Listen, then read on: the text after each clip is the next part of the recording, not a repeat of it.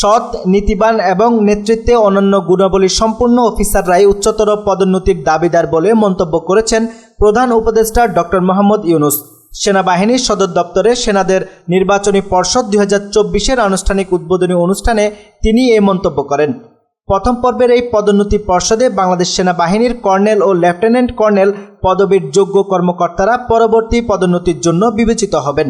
আন্তঃবাহিনীর জনসংযোগ পরিদপ্তরের পাঠানো এক সংবাদ বিজ্ঞপ্তিতে এই তথ্য জানানো হয়েছে। আইএসপিআর জানায়, পদোন্নতি পর্ষদের মূল্যবান বক্তব্যে প্রধান উপদেষ্টা ছাত্র জনতার বিপ্লবে সিক্ত নতুন বাংলাদেশে সবাইকে স্বাগত জানান। এ সময় তিনি গভীর শ্রদ্ধাভরে স্মরণ করেন জুলাই-আগস্ট মাসে বৈষম্যবিরোধী ছাত্র আন্দোলনে নিহত সবার প্রতি। তিনি আরও স্মরণ করেন মহান স্বাধীনতা যুদ্ধে অংশগ্রহণকারী সশস্ত্র বাহিনী তথা সেনাবাহিনীর শহীদসহ সব বীর সেনাদের, যাদের আত্মত্যাগ জাতি চিরদিন শ্রদ্ধাভরে স্মরণ করবে।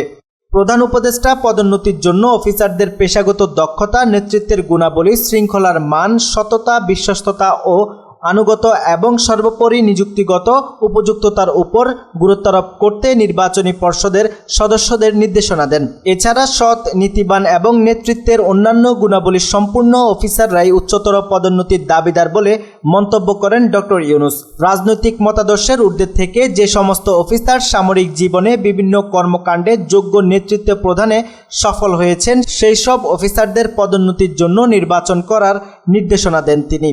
প্রধান উপদেষ্টা বলেন, দেশের ক্লান্তিলগ্নে বাংলাদেশ সেনাবাহিনী দেশের মানুষের পাশে এসে দাঁড়িয়েছেন এবং একটি অন্তর্বর্তীকালীন সরকার গঠনের প্রক্রিয়াকে ত্বরান্বিত করে দেশকে এক অস্থিতিশীল পরিস্থিতির হাত থেকে রক্ষা করেছেন। ফলশ্রুতিতে বাংলাদেশ সেনাবাহিনী আবারও দেশের মানুষের কাছে আস্থার প্রতীক হিসেবে স্বীকৃতি লাভ করেছে।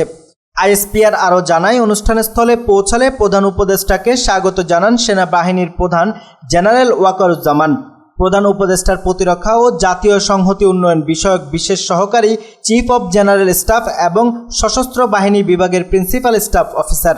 নির্বাচনী পর্ষদ উদ্বোধন করায় সেনাবাহিনীর প্রধান অন্তর্বর্তী সরকারের প্রধান উপদেষ্টার প্রতি কৃতজ্ঞতা ও ধন্যবাদ জ্ঞাপন করেন।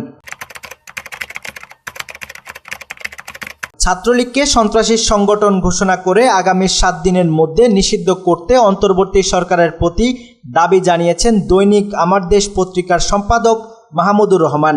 রোববার জাতীয় প্রেস ক্লাব প্রাঙ্গণে সাংবাদিকদের সঙ্গে মতবিনিময় সভায় তিনি এই দাবি জানান। তিনি বলেন, ছাত্রলীগকে অনতিবিলম্বে এই সপ্তাহের মধ্যে সন্ত্রাসী সংগঠন ঘোষণা করে নিষিদ্ধ ঘোষণা করতে হবে। বাংলাদেশে গত 16 বছরে যত সন্ত্রাসী কর্মকাণ্ড ঘটেছে তার জন্য একতরফাভাবে ছাত্রলীগ দায়ী। ছাত্র জনতার আন্দোলনে পুলিশ ও ছাত্রলীগকে দায়ী করে মাহমুদুর রহমান আরও বলেন, ছাত্র জনতার বিপ্লবে আবু সাইদ ও মুগ্ধকে হত্যা করা হয়েছে। এই হত্যাকারীদের মধ্যে পুলিশ ও ছাত্রলীগের গুন্ডা বাহিনী ছিল। তিনি আরও বলেন, 2009 সালের পর থেকে ভারতের সঙ্গে যতগুলো চুক্তি হয়েছে তার প্রত্যেকটার ধারা উপধারা জনসম্মুখে প্রকাশ করতে হবে। জনগণকে জানতে হবে ভারতের সঙ্গে কি কি চুক্তি হয়েছে। প্রিয় দর্শক, আজ এখানেই শেষ করছি। সবাই ভালো থাকুন, সুস্থ থাকুন। দেখা হচ্ছে পরবর্তী ভিডিওতে। আল্লাহ হাফেজ।